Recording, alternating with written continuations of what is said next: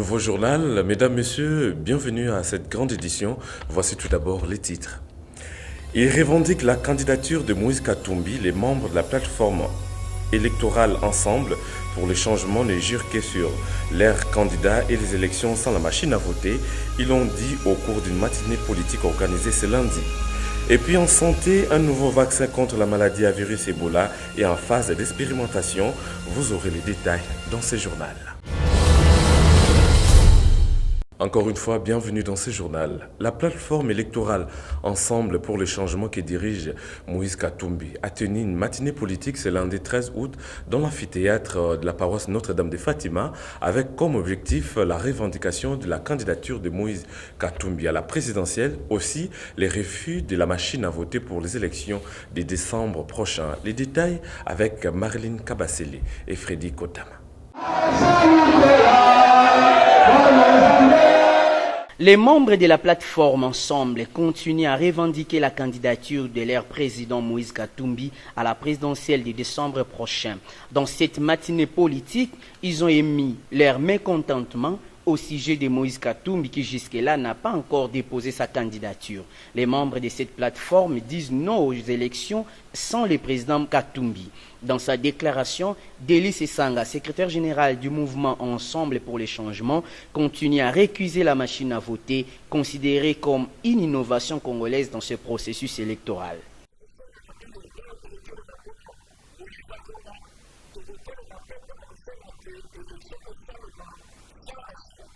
Les retours de Moïse Katumbi étaient aussi évoqués dans cette activité politique. La plateforme Ensemble s'est dit prête à aller aux élections avec un candidat unique du côté de l'opposition, mais sans imposition.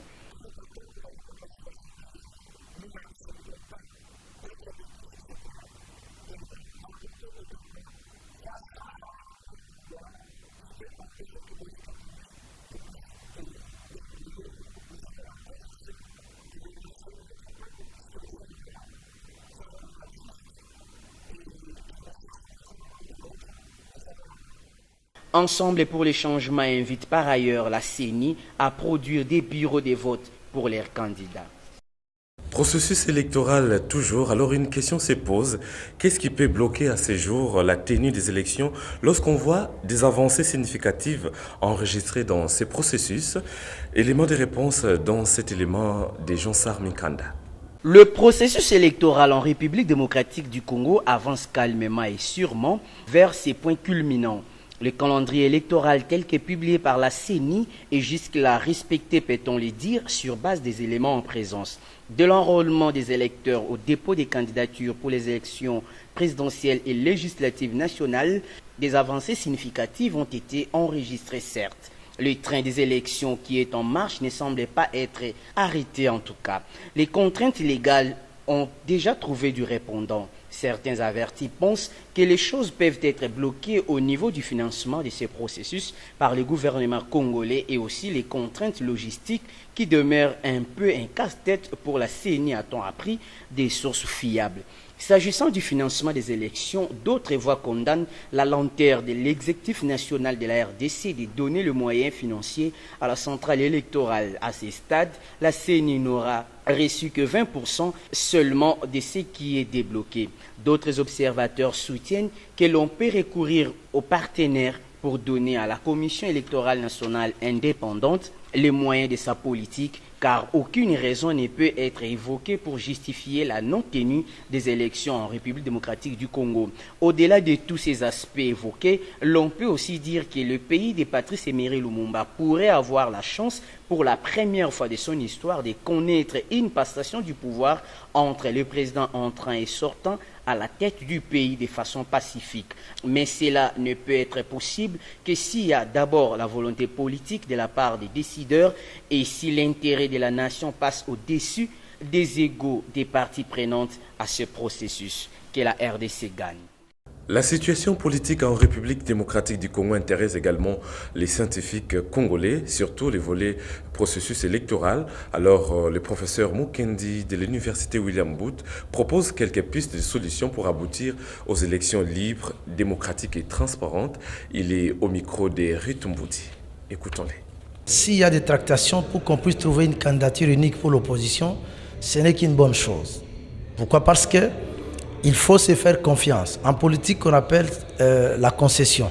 C'est-à-dire il faut qu'on arrive à se mettre d'accord sur un programme d'action que l'opposition doit présenter en faveur de la population, moi je pense. Parce que s'il faut aller en ordre dispersé, on risque de perdre la bataille. Le grand problème, c'est quoi? C'est que tout politicien qui veut arracher le pouvoir doit chercher à satisfaire les attentes du peuple. Et c'est au niveau du programme d'action que le peuple doit juger. Si l'opposition se met d'accord pour une candidature unique, c'est une bonne chose. Et tout le monde va travailler pour se concentrer afin de pouvoir sortir toutes les voix par rapport à cette personne. Mais qu'il se mette d'accord pour un programme unique qui va satisfaire les besoins de la... Parce que le peuple a vraiment beaucoup de besoins qui sont des besoins au niveau primordial et aussi des besoins de première nécessité. Si on arrive à satisfaire ça, nous tous, on sera derrière pour choisir qui que ce soit. Dans la démocratie, il faut qu'il y ait la transparence et il faut qu'il y ait la vérité des urnes. Que le peuple accepte d'aller aux élections parce que c'est par les élections que nous allons faire accélérer notre système démocratique. Mais qu'il y ait la paix, qu'il y ait l'entente, qu'il y ait le consensus, qu'il y ait des concertations qui vont amener tout le monde à se mettre d'accord, même après la publication des résultats, il n'y aura pas de problème. Parlons politique toujours. Élection présidentielle du 23 décembre 2018 en République démocratique du Congo. La CENI, vous le savez, a enregistré déjà une vingtaine de candidatures. Alors la rédaction CBS se donne le goût de vous faire découvrir les candidats à la présidentielle, les portraits de séjour des Radjabou Tebaba avec Médard Mbolela. Élu par les membres du Congrès national. Plusieurs candidatures retenues à la CENI méritent d'être prises en compte, notamment celle du révérend Radjabo Tebabo Mbira Sobarabo, natif de Sejabo en Ituri dans l'ancienne province orientale, né un certain 3 mars 1962, Radjabo Tebabo père de 10 enfants. Après avoir grimpé comme tous les adolescents dans cette partie de la RDC, l'illustre personnalité est parvenu à franchir les études supérieures où il détient plusieurs diplômes, notamment en relations internationales, en sciences politiques à l'Université métropolitaine Management des États-Unis d'Amérique. L'homme a suivi aussi des hautes études en sciences islamiques à la Mecque, en Arabie Saoudite. Il jouit aussi d'une expérience notoire dans le business où il figure parmi les grosses pointures sur le plan international. En tant que scientifique, Radjabo Tebabo partage son expérience avec les étudiants de l'école biblique de Boulanzobo à Ituri. L'homme fait preuve de moralité confirmée. Cela se vérifie par sa manière de paître le fidèle de l'église locale de Loi Bateme à Bunia. Après avoir évolué dans plusieurs domaines de la vie, il va mettre en place avec ses collaborateurs l'ONG Umoja où il va évoluer comme président. Cette organisation milite pour le bien-être social de tous, notamment en ce qui concerne l'hébergement des orphelins, l'encadrement des veuves et aussi de déplacés de guerre. Son caractère de bon gestionnaire lui a permis de gérer en toute transparence la Fédération des entreprises du Congo en Ituri de 2013 à 2016. Après avoir compris que les pouvoirs politiques influent sur le bien-être social, Radjabo Tebabo, avec ses collaborateurs et tout l'ensemble de sa base, vont transformer cette organisation en parti politique où Moja va devenir un mouvement politique appelé CIC ou Congo Uni pour le changement. Ce mouvement politique qui a vu les jours en 2011 est aujourd'hui implanté sur toute l'étendue de la RDC. CIC n'appartient à ce jour ni à la majorité ni à l'opposition, mais au centre, cela dans le but d'imposer un leadership indépendant pouvant amener le changement en RDC. Profitant de l'opportunité qui s'offre, le CIC et son président Radjabo Tebabo s'engagent à compétir pour la magistrature suprême au scrutin de 2018 dans le but d'élargir son spectre d'action sociale au bien-être général de la RDC.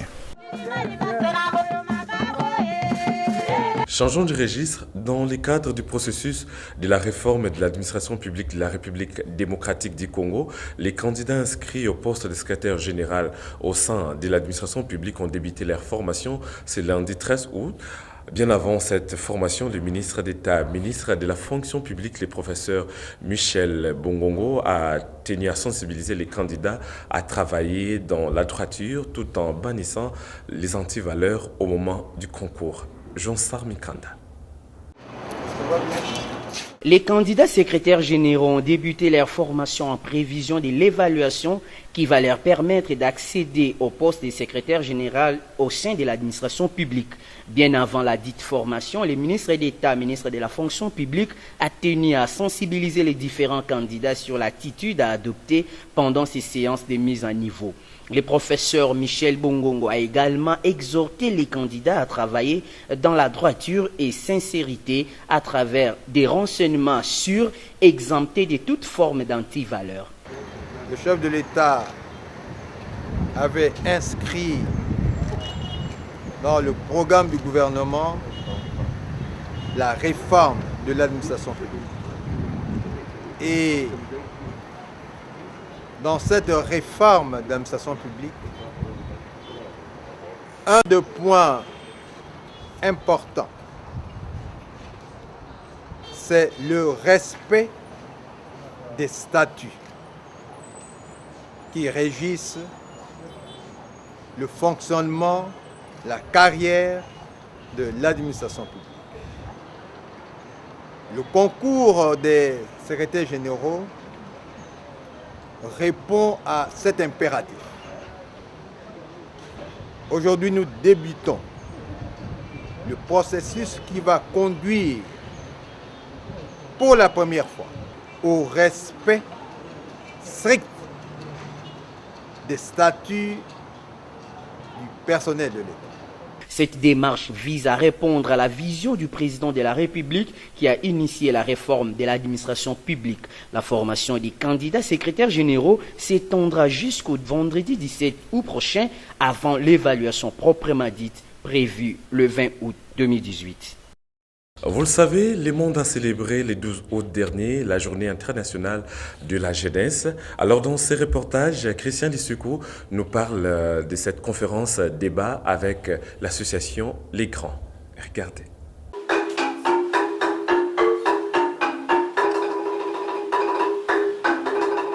C'était autour du thème jeunesse et ses atouts que l'association Les Grands a réuni ses membres journalistes, étudiants et artistes à une conférence samedi 11 août à la bibliothèque urbaine de Kinshasa, conformément à la journée internationale de la jeunesse célébrée chaque 12 août de l'année, afin de partager leur expérience. Une conférence animée par les jeunes journalistes dont Christian Boussembe, Serge Kabongo, Eugène Kandolo et le docteur Julius.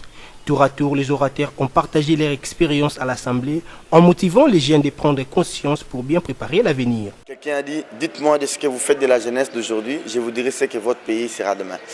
Ici, il a été question que nous puissions échanger entre jeunes nos expériences, peut-être pas les bonnes, les mauvaises, les bonnes aussi. Comment on a fait pour que nous puissions devenir ce que nous sommes aujourd'hui. Mais on n'était pas venu en donneur de leçons. J'ai apprécié cette initiative parce que ça pousse le jeune que nous sommes à réfléchir au fond sur notre avenir, sur l'avenir de notre pays, car on a toujours tendance à dire la jeunesse, c'est l'avenir de demain. Alors je demanderai à tous les jeunes, il ne faut pas nous minimiser, nous devons tous bosser, nous devons tous être conscients de faire des choses qui feront que notre avenir soit un peu considérable pour qu'on ne juge pas de fainéants, pour qu'on ne juge pas des ignorants. Les jeunes doivent se dire, ce sont eux qui portent le changement. Ce sont eux qui doivent inventer, créer, fabriquer les choses. Ils ne doivent pas attendre ça des autres. Voyez-vous? Parce que la jeunesse, ce que j'ai manqué à dire, la jeunesse, c'est la correction d'une vieillesse. La cérémonie était clôturée par la remise des diplômes de mérite aux 2 journalistes, Christian Bossembe de RTGA et Gramik Kangui de CCTV. Des questions restent posées sur le coût et la qualité de l'enseignement en République démocratique du Congo. Chaque établissement, vous le savez, fixe des frais scolaires selon ses infrastructures et l'environnement dans lequel il se trouve. Comment savoir si le coût est lié à la qualité de la formation? Tentative de réponse dans ces reportages signés Buloved Nzagi, rendu par Clarisse Chibanda. L'année scolaire 2018-2019 s'annonce déjà en République démocratique du Congo. Selon le calendrier scolaire, c'est en début septembre que les portes des écoles seront ouvertes pour les élèves. Mais une inquiétude demeure pour les parents et tuteurs quant au coût et la qualité de la formation au sein de différentes écoles de la place et pourtant, elles ont toutes les mêmes programmes scolaires. Les IN taxent leurs frais par rapport à l'infrastructure, matériel didactique, la qualité des enseignants et autres par contre, fixent ces frais symboliquement. Question facilité des élèves à accéder à l'école. Mais fort malheureusement que ce soit les écoles publiques en privé, mais sont celles-là qui fixent leurs frais scolaires à un prix raisonnable et moins encore la gratuité de l'école primaire, telle qu'est prévue par la Constitution, à avoir et cela n'est favorisé à la quasi-totalité des enfants à avoir accès à l'école. Contactés pour en savoir un peu plus sur les situations, quelques directeurs des écoles de la place nous en parlent à ces termes. Donc, un lien direct entre le coût de l'enseignement et la qualité de l'enseignement. Ce qui veut dire quoi? Ce qui veut dire que l'enseignement en soi, pour que nous ayons une bonne formation des élèves, il faudra aussi débourser bien des moyens pour ça. Il y a de ces écoles-là qui demandent aussi beaucoup d'argent, mais dont la qualité n'est pas bonne. Parce que la première chose que nous devons faire, c'est quoi? Il faut investir dans le capital humain, c'est-à-dire l'enseignement. Pour qu'un enseignant donne un bon enseignement, il doit être un enseignant bien formé et qui est suivi régulièrement par la direction pédagogique. Et si cela c'est fait et qu'à la fin du mois, l'enseignant se retrouve dans ce qu'il fait comme travail, je crois qu'il peut donner le meilleur de lui-même. L'éducation est un outil de base et très important pour l'avenir d'un enfant. Cette situation doit cesser pour l'accès de tout enfant à l'école. Et en santé, je vous l'avais dit à l'entame de ce journal, un nouveau vaccin contre la maladie à virus Ebola est en phase expérimentale. Des explications avec Bijou Kadena. L'impitoyable virus Ebola a-t-il enfin trouvé son antidote depuis sa découverte en 1976? La fièvre hémorragique a frappé à 10 reprises en République démocratique du Congo. C'est pour la première fois que le pays a riposté avec des campagnes de vaccination. Le vaccin contre Ebola nommé recombinant vésiculaire stomatiti, virus Zaïre, Ebola en est encore à sa phase expérimentale. Il n'est pas encore homologué, explique l'OMS. Ce vaccin demeure une alternative viable et s'est avéré suffisamment sûr et efficace pour être utilisé.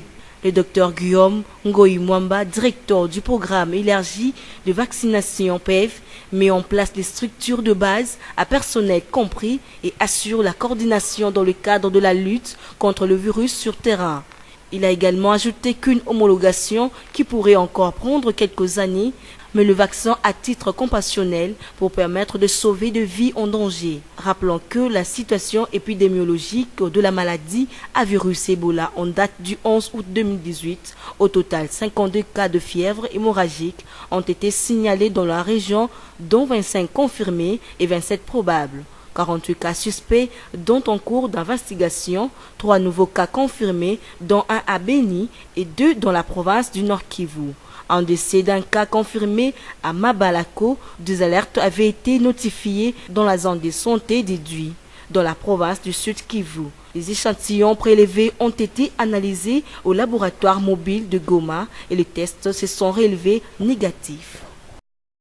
Et la communauté chrétienne de l'Église catholique a suspendu l'échange d'épées dans le territoire de Beni-Butembo dans la province du Nord Kivu suite à l'annonce de la fièvre hémorragique à Virus Ebola. Regardez.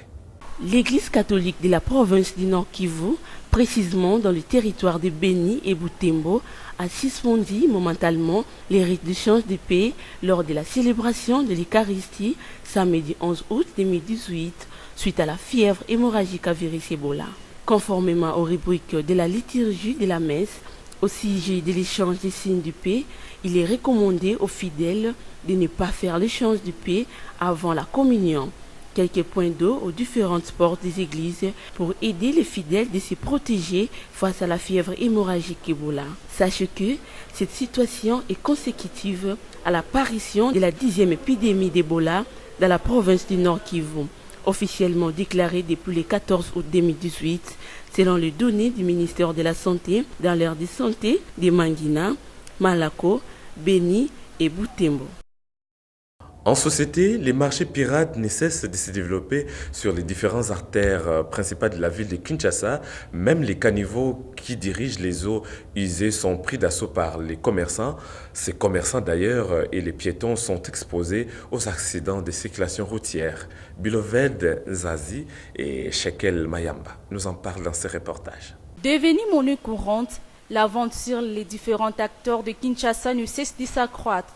Produits alimentaires et divers, tous sont exposés près du macadam pour objectif permettre aux passants de voir et d'attirer la clientèle. Malheureux de voir que malgré les incidents rencontrés, le marchand ne cesse de vendre auprès de celle-ci. Pour certains vendeurs rencontrés, c'est une façon pour eux de se débrouiller, quand bien même qu'ils courent un grand risque face aux accidents. Bon, c'est que je peux dire avantage parce que c'est la grande route, il y a tout le monde qui passe. Bon, quand même il y a les marchés. Les avantages, c'est par rapport aux accidents. Il faut avoir des accidents et tout ça, mais c'est pas bien. Et puis c'est la route que les autorités passent. Mais dépend de la conjoncture actuelle, c'est pour cela qu'on a préféré. Donc on est en train de se débrouiller comme il n'y a pas les travaux et tout ça. On se débrouille pour ça, mais normalement c'est pas bien. Bon, pour la vie sur côté de la place, l'avantage est pour les clients, les canadiens. Au moins, les places principales, les autres permettent de temps les canards, les sous de la vie. On a les avantages premièrement. Mais deuxièmement, les avantages dans les alliés sous qui est des pétosités carabou. Les APE n'a pas danger. Pour avoir les alliés côté à commune. En plus, les alliés boulevard. Les Andira va conduire les Kanaka, les gens vraiment permis de tout est vraiment out. Mais cause il y a conjoncture, il y a moka, il y a on les autres permettre de se côté pour n'a pas. Que celui qui ne travaille pas ne mange pas, comme le dit la Sainte Bible. Cette recommandation éveille la conscience, mais n'encourage pas du tout ce genre de commerce. Car vendre sur les longs des acteurs principaux est interdit par l'autorité urbaine. Et en religion, l'Église universelle pentecôtiste charismatique du message de la vérité, la bonne nouvelle que dirige le prophète Emmanuel Dodi, a procédé à la clôture de la fête de la nouvelle lune le dimanche 12 août 2018. Témoin de l'événement, Dodo Kalonji et Olivier Mawila. Tiré dans le livre de Proverbes au chapitre 7 du 1er au 27e verset, la fête de la nouvelle lune est célébrée chaque premier dimanche du mois selon les calendriers divins, autrement appelés célestes, au ministère des affranchis que dirige le prophète Emmanuel Dodi. En célébrant cette fête, on adore le Seigneur, lui présenter les besoins et lui offrir des offrandes dignes et spéciales, car ce sont là les conditions pour respecter la dite fête. Évidemment, cette nouvelle ligne a très bien coïncidé par le fait que ça mariait la délivrance qui était liée, les enseignements qui étaient liés sur les âmes qui étaient tenues prisonnières dans les séjours des morts. Et ça nous a accompagnés durant la semaine. Aujourd'hui, nous sommes pratiquement à la fin de cette délivrance. Et si votre âme est tenue prisonnière, il est tout à fait difficile de pouvoir évoluer.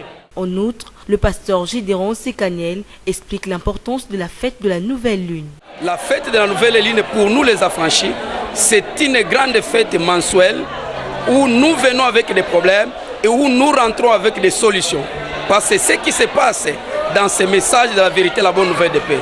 Dieu est au rendez-vous à chaque nouvelle ligne où il nous a dit d'apporter nos problèmes.